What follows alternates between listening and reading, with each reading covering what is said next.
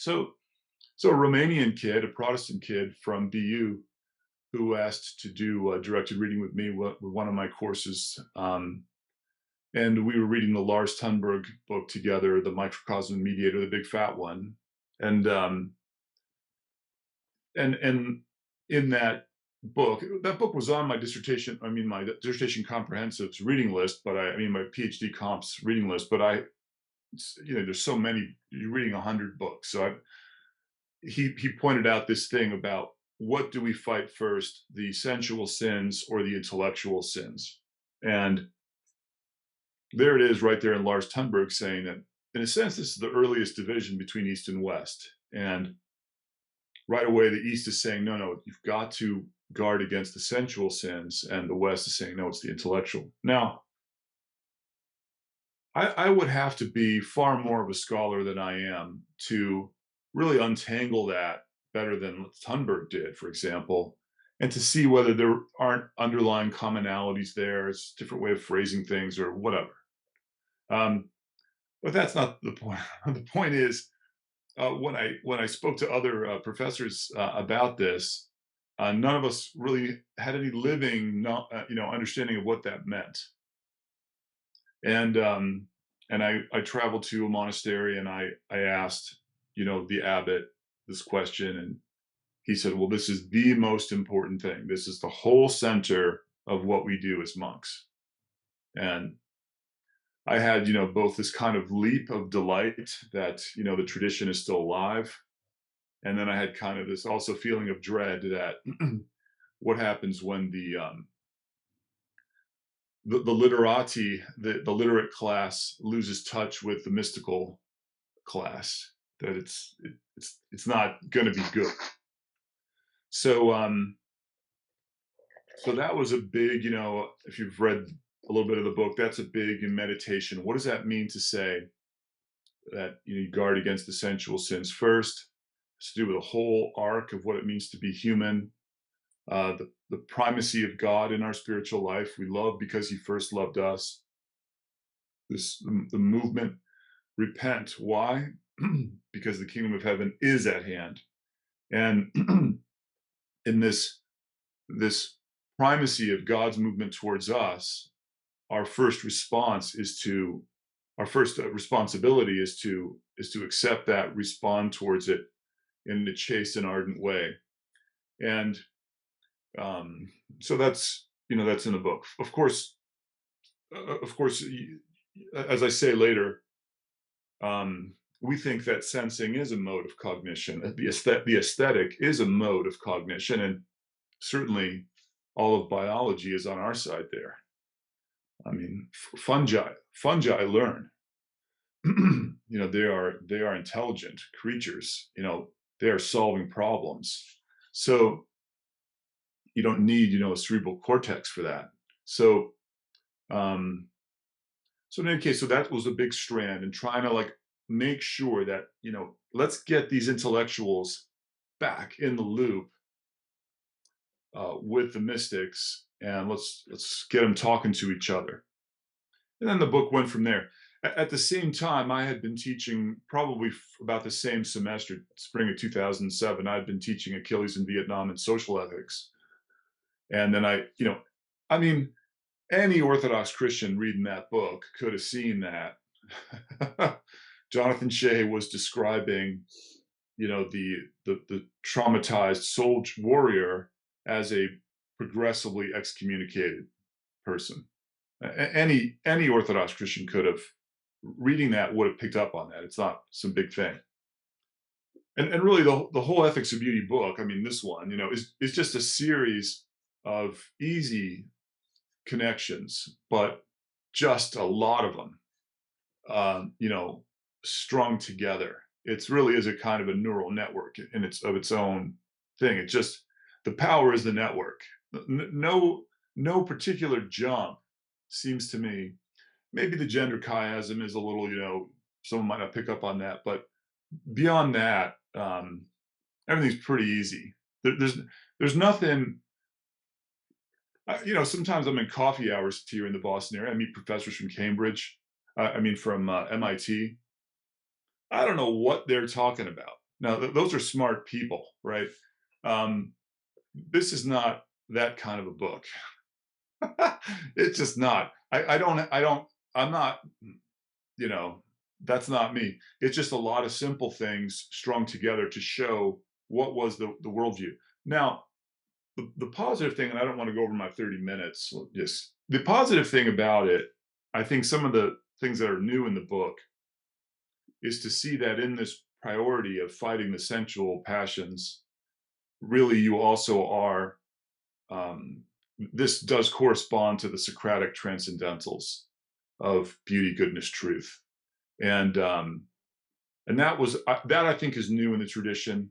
That's not something that really is that as it could be, because I don't know, a lot of things I haven't read, but that seems new and important. And I think it's, as you can tell from the chapter titles of the book and from the book title itself, I like marketing. I like marketing slogans. Beauty first is a great marketing slogan. It's a brand people can believe in. I like those kind of simplifications when they're not, oversimplifications. Um, and so I think seeing that the primacy of fighting the sensual passions is equivalent to prioritizing beauty, um, is is a really good connection for our age, and it will be helpful to people. Um, a lot of the things are like that. Like, when you come to the last chapter, which is, I just reread the last chapter, chapter 8, on on the Kindle version. I bought the Kindle version, so I'd have it, and I was surprised at how short and simple it was. I mean, it's just right there. It's just, but it does seem like even in science, we really have. I mean, in natural science, we just have really three basic strategies for knowing, and those two seem more or less like the uh, you know correspond to the Socratic transcendentals, and then um, and then this is something, maybe I think this is my one accomplishment that I think is most probably, and maybe is a little more interesting, just that noticing that within each kind of science, the beauty, goodness, truth appear at fractal scale, and um, in each kind of science will give you either potency or quantity or quality. It gives you the other two as well in each one. But that I hope that's an enduring contribution to our civilization. Like, I just hope that is something that the whole importance of chapter 22 of Death and Life, Great American Cities, I hope that there's not enough people, or really anyone, maybe one other person, talking about that. And I think that has to be hammered away at if our civilization is to have hope. I mean, hope of survival. and and then to know that at fractal scale, you can look at potency, quality, and quantity of information within each. It's important. Um, let's see, there's something else I wanted to say. Let me just look at my notes a second. Um, yeah, my grandfather took his last confession to Elder Saint Porphyrios, so I had that. That was a person in my mind. Um, of course, the Jane Jacobs interest. You see, that was another thing too, where um, I don't know how she did what she did, but she kind of felt the same way about me by the end. So that's fine, I guess. It's how it is. But I think Jane Jacobs is not noticed because it's a very network vision. It's just like a lot of simple steps, and she just put them together. Um, I also mentioned I wanted to say something about where the book is going. I think I'm so glad I didn't read it before now, because it just the book would have been 1,000 pages, and Mother Nectaria wouldn't have let us, cut a single word. It's her fault, by the way, that it's so long. It's totally her fault. I wanted to just like redo every chapter and like cut a third of it out, and she's like, forget it.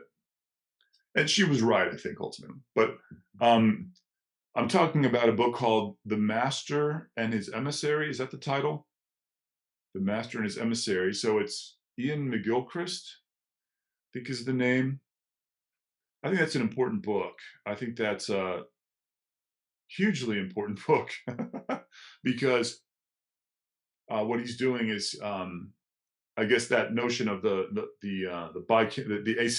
the brain is not symmetrical, asymmetrical brain, and that had gotten right brain, left brain stuff had gotten presented very reductively through the 80s, and in the 90s we rejected that, but he revives it, but with more nuance.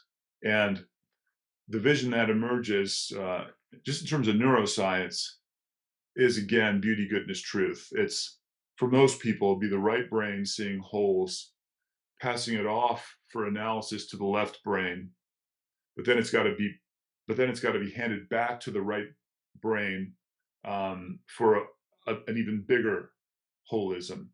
So um, that's I think where the book is going probably in the future. Is just going to try to meet him. I might do a conference with him in October. I've been invited, um, and yeah, that's about it. I mean, it's I hope the book has not been hurtful to anyone. I will say that I know some people have found the chapter on psychotherapy hurtful, and I know that, you know,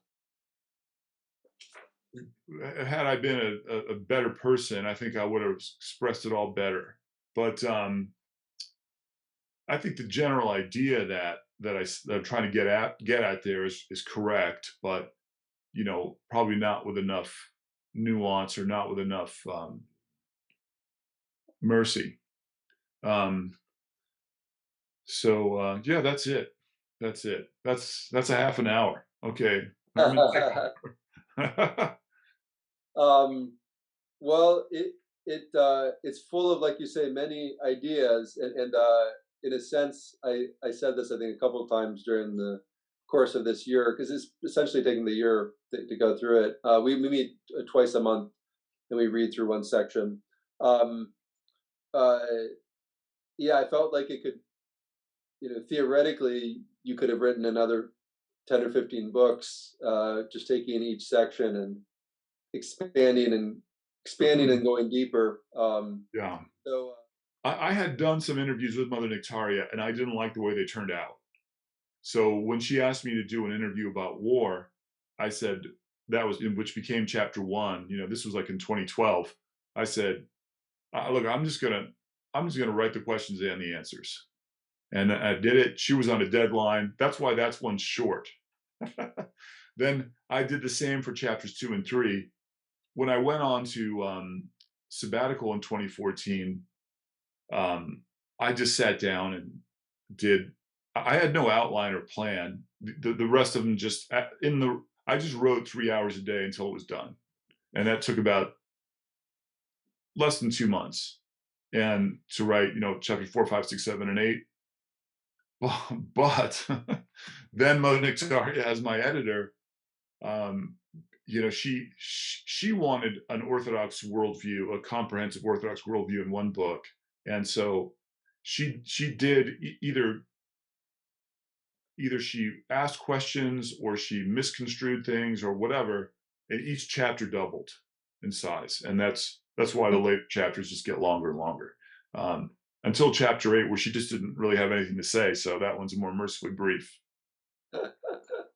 And that then the editing took 5 years. I mean, it took almost, yeah, good 4 years, and that's because the book's that big, and we had some crazy disasters. We typeset the book too soon, so oh after that, every comma that was changed was like turning the keys on a nuclear missile, you know, because the typesetter and Mother Nectaria and I had to just go back and forth on every little thing, and so it was. So oh, the easiness of that summer of 2014 was paid back in spades by just the torture of. And I think most books, talking to, you know, academic authors at least, you know, most books take at least twice as long in the editing as they do in the writing. Most, not all.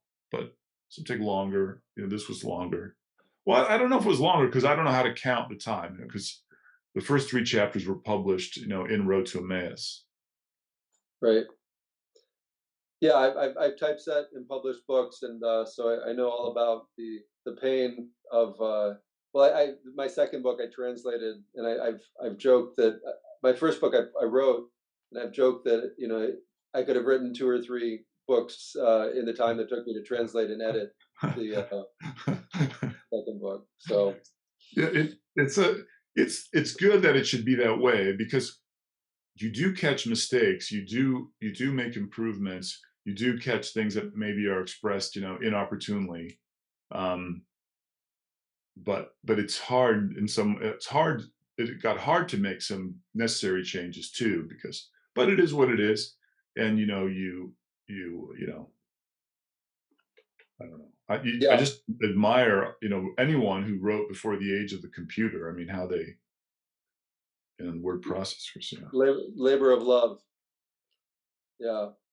I think as an artist, you have to be willing to suffer, and I think that um, you suffer on so many levels, and one of them is your pride, and to be told by an editor that something or to see their negative reaction. I was in a band when I was younger, and that was a painful process. Writing a song, bringing it forward. So I respect artists. I respect married people because it's the same thing. Trying to create something together, work of art. It's your family, your life, and to do it well, you got to be vulnerable, and the other person is going to hurt you sometimes. So